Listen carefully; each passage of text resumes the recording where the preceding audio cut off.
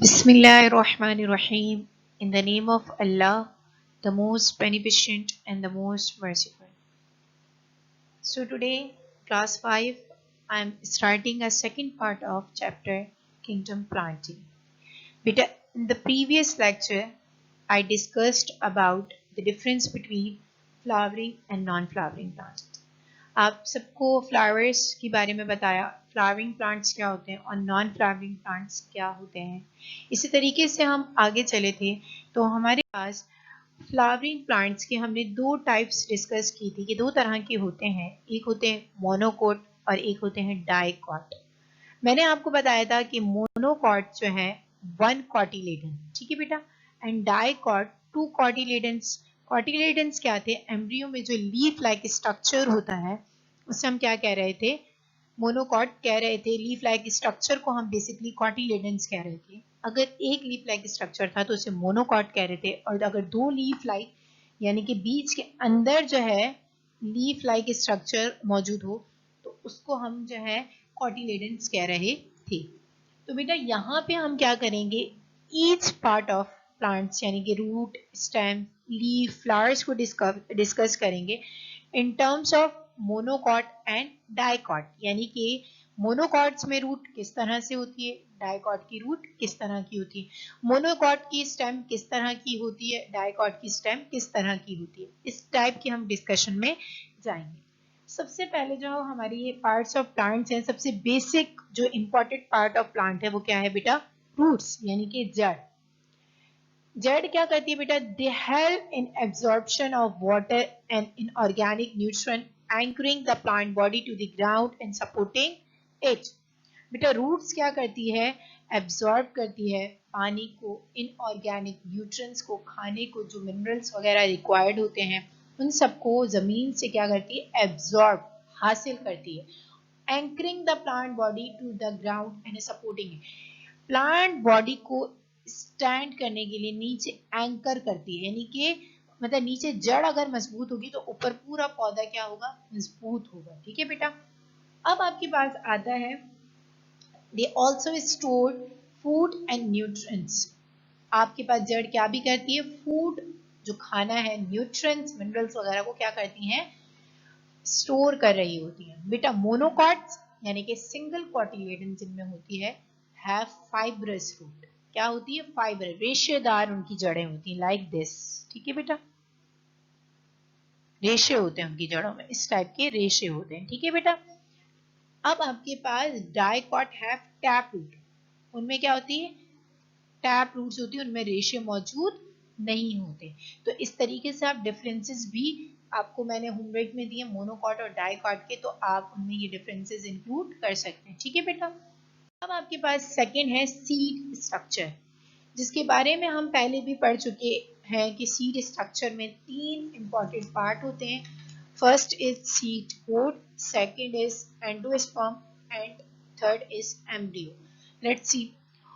When the seed germinates or begins to grow, the cotyledon may become the first leaf of the seedling. ठीक है, पहला leaf, पहला पत्ता कहलाता है। जब सीड ग्रो कर रहा होता है तो एम्ब्रियो में से जो पहला पत्ता होता है वो हमारा कॉटिलेडन होता है। ठीक है। A monocot has only one cotyledon. Its seed in monocot seed there is a structure called endosperm. ये सब आपसे डिस्कस कर चुकी हूँ प्रीवियस लेक्चर में बेटा, कि मोनोकॉट के पास जो है एक कॉटिलेडन, एक लीफ लाइक स्ट्रक्चर उनके बीच के अंदर मौजूद होता है जिसे हम कॉटिलेडन कहते हैं। एंडोस्पर्म होती है जो कि फूड स्टोर कर रही होती है एम्ब्रियो को, जो बेबी प्लांट होता है उसको ग्रो के लिए फूड प्रोवाइड भी कर रही होती है। ठीक है बेटा। In monocot cotyledon take food from the endosperm. Monocot में फूड कहाँ से आ रहा होता है? आ रहा होता है एंडोस्पर्म से, जो कि बेबी प्लांट्स को, एम्ब्रियो क्या है बेटा? छोटा पौधा है जो कि फर्दर जाके एक बड़े पौधे में कन्वर्ट होगा। डाइकॉट, ये हमने मोनोकॉट के बारे में सब पढ़ा बेटा। अब डाइकॉट क्या है? हैव 2 कॉटिलेडन, यानी कि उनमें कितने पत्तेनुमा स्ट्रक्चर होंगे? एम्ब्रियो में, बेबी प्लांट में, छोटे पौधे में 2 पत्तेनुमा स्ट्रक्चर्स होंगे, 2 कॉटिलेडन्स होंगे, इसलिए उन्हें क्या कहते हैं? Die means 2, dicot. This seeds. In dicot, seed cotyledon stored food from the embryo. Monocot में आपके पास कौन स्टोर कर रहा था बेटा?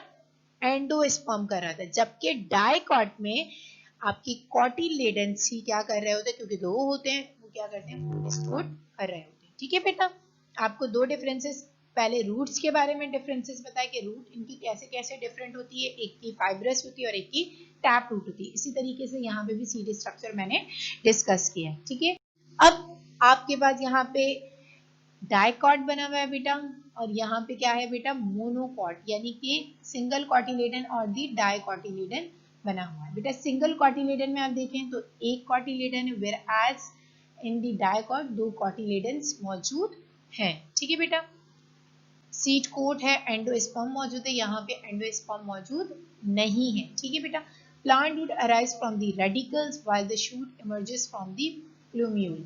आपके पास जो जड़ होती है वो रेडिकल से, रेडिकल आगे ग्रो होता है, फर्दर एडवांस होता है तो आपको जड़ देता है, और इसी तरीके से जो शूट्स होती हैं वो प्लूम्यूल से अराइजेस होती हैं, निकलती हैं। ठीक है बेटा, अब आपके पास है स्टेम, तना। तना क्या, आपने अगर प्लांट्स को देखा होगा तो इस तरीके से जड़ें होती हैं और यहाँ पे ऊपर जाके तना बना हुआ होता है जो हार्ड पार्ट होता है। ठीक है बेटा, जो सपोर्ट पूरा दे रहा होता है। The stem provide the strength to the plant to stand in upright position.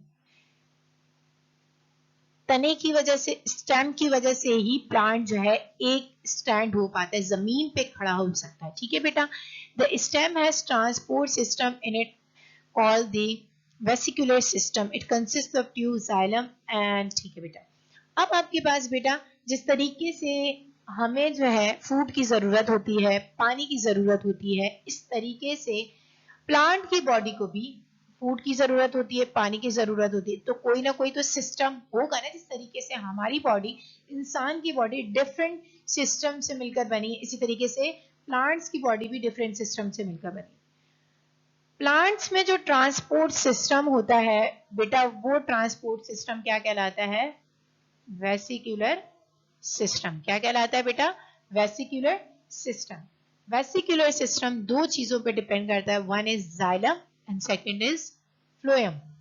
बेटा जाइलम का क्या काम होता है, पूरी बॉडी को पानी देता है। जाइलम क्या करेगा, जड़ों से पानी लेगा, रूट से पानी लेगा, यहां से पानी लेके पूरी बॉडी में क्या करेगा, पानी लेके जाएगा प्लांट की बॉडी में। ठीक है, ये जाइलम का काम है। किसका काम है बेटा, जाइलम का। ठीक है, अब आपके पास आ रहा है फ्लोएम।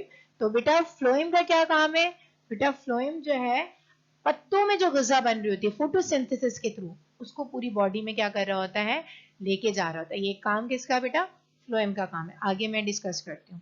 अब आपके पास बेटा मोनोकॉट में have scattered xylem and phloem system, यानी उनका जो वेसिकुलर सिस्टम होता है मोनोकॉट में इस तरीके से बिखरा बिखरा हुआ होता है। ठीक है बेटा, जबकि डाइकॉट हैव वेल ऑर्गेनाइज्ड, आप देख रहे हैं एक वेल ऑर्गेनाइज सिस्टम बना हुआ है। ठीक है, डाइकॉट का क्या होता है, एक ऑर्गेनाइज सिस्टम होता है, जाइलम और फ्लोएम का एक वेसिकुलर सिस्टम का, जो इन्हें पानी और जो इन्हें खाना मुहैया कर होता है, एक वेल ऑर्गेनाइज सिस्टम मौजूद होता है।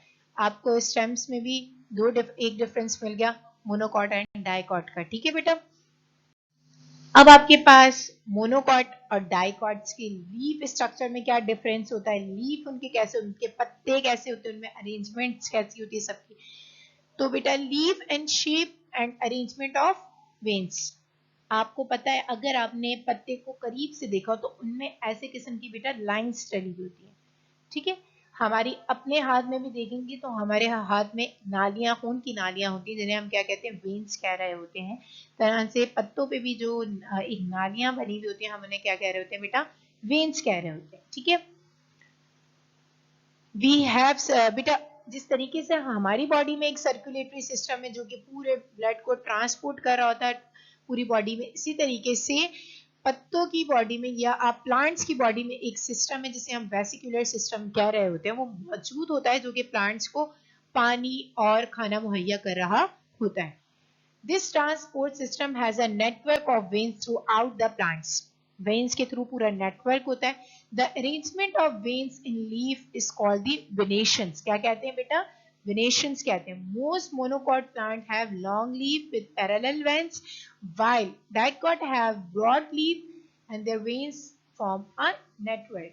बेटा अगर आप लोग यहाँ पे मोनोकॉट की लीफ देखें तो बेटा आपने यहाँ पे देखा हुआ पैरेलल लीफ है इस तरीके से एक, ठीक है बेटा, पैरेलल लीफ है और इनका जो लीफ होता है वो क्या होता है बेटा, यहाँ पे आपने देखे लॉन्ग लीफ है, क्या है बेटा, लॉन्ग लीफ, लॉन्ग लीफ इनका होता है। वेयर एज डाइकॉट में, ये डाइकॉट के एक पत्ते की एग्जांपल है बेटा। डाइकॉट का क्या होता है, ब्रॉड लीफ होता है बेटा। कैसा लीफ होता है, ब्रॉड यानी चौड़ा लीफ होता है। इनके लंबे लीफ होते हैं, वेयर एज इनके क्या होते हैं, चौड़े लीफ, और जो कि एक नेटवर्क बना रहे होते हैं, एक पूरा नेटवर्क जाल बना रहे होते हैं, ठीक है बेटा। तो ये भी डिफरेंस हो गया मोनोकॉट और डाइकॉट्स की लीफ में, ठीक है बेटा। बेटा अब हम पढ़ने जा रहे हैं फ्लावर, यानी कि मोनोकॉट और डाइकॉट फ्लावर्स में क्या डिफरेंट होता है बेटा। The flower of monocot has petal and sepal in multiple of 3, 6 और 9, यानी कि जो मोनोकॉट्स के फ्लावर्स होते हैं उनमें जो पेटल्स एंड सेपल्स होती हैं, सिंपल वर्ड्स में कह सकते हैं पंखड़ियां, जो पत्तियां होती हैं वो 3, 6 और 9 के मल्टीपल्स होती हैं। लाइक आप ये देखिए 1, 2, 3, 4, 5, 6, यानी कि 6 की, यानी कि 3, 6 होती हैं या 9 होती है, इस टाइप की 3 के मल्टीपल्स होती हैं। The flowers of dicot has petal and sepal in multiple of 4 और 5, 4, 8, 12 और 5, 10, 15, यानी कि जो डाइकॉट्स के फ्लावर्स होते हैं उनकी जो पत्तियां होती हैं बेटा वो 4, 8, 12 यानी कि 4 के मल्टीपल्स होती हैं या 5 के मल्टीपल्स होती हैं। अगर आप इस पिक्चर में भी देखेंगे तो 1, 2, 3, 4, 5, यानी कि इसमें क्या है, 5 पत्तियां मौजूद हैं। आप जो है बेटा फ्लावर्स को देख के भी डिस्टिंग्विश कर सकते हैं कि मोनोकॉट प्लांट्स के फ्लावर्स हैं या डाइकॉट प्लांट्स के फ्लावर्स हैं। बेटा अब हम पढ़ने जा रहे हैं कि प्लांट्स के फंक्शन क्या है, काम क्या है, प्लांट्स हमारे लिए जरूरी क्यों है, ठीक है बेटा। Function of plant grow flowers to make seeds which grow into new plants and plants are very helpful to us in our daily life. Plants grow होंगे, flowers grow करते हैं जो कि seed जिनमें बीज होते हैं, disperse होते हैं और वो new plants की grow में help करते हैं, new plants को grow करते हैं, ठीक है बेटा। They provide food and shelter for almost all living things. हमें भी फ्रूट्स, वेजिटेबल्स प्लांट से हासिल होते हैं, शेल्टर हमें साया भी प्लांट से प्रोवाइड कर रहे होते हैं। इसके अलावा बहुत सारे और ऑर्गेनिजम्स होते हैं, जैसे परिंदे ले लें, दूसरे जानवर ले लें, उनको भी शेल्टर प्लांट्स ही प्रोवाइड कर रहे होते हैं। They are used in medicines, यानी कि मेडिसिन, जड़ी बूटियां बनाने के लिए, हमारी अद्वियात बनाने के लिए हमें किसकी जरूरत होती है बेटा, प्लांट्स की जरूरत होती है। They provide oxygen which is necessary for the life, हमें जो ऑक्सीजन, जो सांस लेने के अमल के लिए हमें रिक्वायर्ड होती है, हमें जिंदा रहने के लिए जिसकी जरूरत होती है ऑक्सीजन, वो हमें कहां से हासिल होती है बेटा, प्लांट्स के थ्रू होती है। अब हम पढ़ रहे हैं जर्मिनेशन, कि प्लांट्स कैसे ग्रो करता है। जर्मिनेशन, प्लांट्स का ग्रो करना, बढ़ना, ठीक है बेटा। Germination is the process by which a seed become a seedling और अ यंग प्लांट, एक ऐसा अमल, एक ऐसा प्रोसेस जिसके थ्रू जो है एक बीज जो है वो ग्रो होकर जो है पूरा प्लांट्स बनाते हैं, ठीक है बेटा। बेटा जर्मिनेशन आपने पढ़ा कि प्लांट्स को ग्रो करना, प्लांट्स का एक सीड से ग्रो होना जर्मिनेशन का प्रोसेस कहलाता है। जिस तरीके से हमें अपनी एक लाइफ स्टाइल चलाने के लिए, हमें जिंदगी गुजारने के लिए पानी, हवा, हर चीज की जरूरत होती है, इसी तरीके से जर्मिनेशन, ग्रो करने के लिए प्लांट्स को भी क्या होती है, डिफरेंट फैक्टर्स की जरूरत होती है और जो इनमें इफेक्ट कर रहे होते हैं अगर वो ठीक ना हो, like temperature, water, substrate, pollution, light and nutrients. एक मॉडरेट अमाउंट में टेम्परेचर अवेलेबल होना चाहिए जो कि प्लांट्स को हेल्प करेगा ग्रो होने में। अगर पानी भी ठीक अमाउंट में नहीं हुआ तो जाहिर है बेटा वो उनकी जो ग्रो है, जो उनकी प्लांट्स को ग्रो करने में हेल्प ठीक से नहीं करेगा। अगर हमारा इन्वायरमेंट बेटा पॉल्यूटेड होगा, अगर हमारा इन्वायरमेंट पॉल्यूटेड होगा यानी आलूदगी होगी उसमें, तो वो भी प्लांट्स की जर्मिनेशन के प्रोसेस को क्या करेगा बेटा, अफेक्ट करेगा।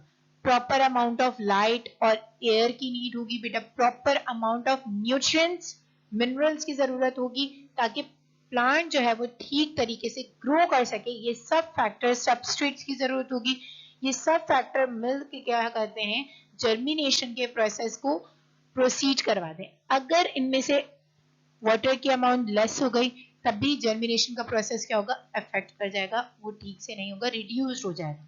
ठीक है बेटा। बेटा if you have any question queries related to this topic, आप मुझसे क्वेश्चन कर सकते हैं थ्रू व्हाट्सएप ग्रुप। आप मुझसे इनसे रिलेटेड कोई भी मसला हो रहा है, कोई रीजन समझ नहीं आ रहा या कोई डिफरेंस समझ नहीं आ रहा, तो आप मुझसे क्वेश्चन कर सकते हैं। जज़ाकल्लाह, अल्लाह हाफिज।